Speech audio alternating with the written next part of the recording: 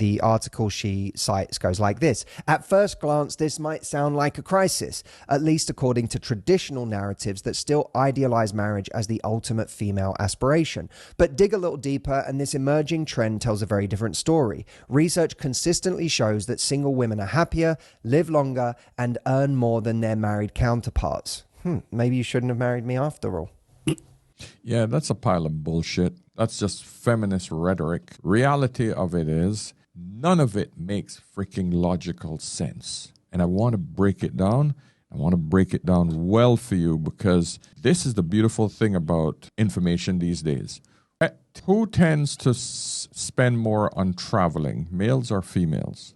Women tend to spend a bit more on travel overall. They often drive a lot of the decisions around vacations and leisure trips, which translates into them spending more in that category. So that's okay, who spends more on brunches and nightclubs, outings? Typically, women do end up spending more on brunches and social outings like that.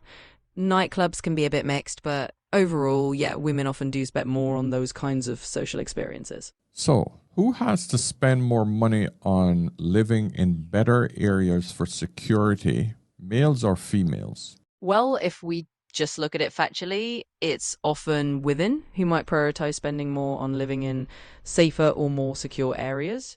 They often factor safety into their housing choices a bit more heavily.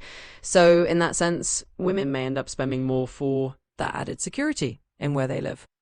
Who spends more money on household goods and household comfort? Straight to the point. Typically, women do end up spending more on household goods and comforts. They're often the ones making decisions about home decor, furnishings, and all those little touches that make a place feel comfortable. So that's the fact of the matter. All right. So in essence, women tend to spend a lot more money than men do. Can we conclude that? In a nutshell, yeah, that's a fair conclusion. Women do tend to spend more in a variety of consumer areas, Good. whether it's Thank shopping. you. And if women make less money than men and consume more than men, we can then conclude that women hold a much higher degree of consumer debt. What percentage of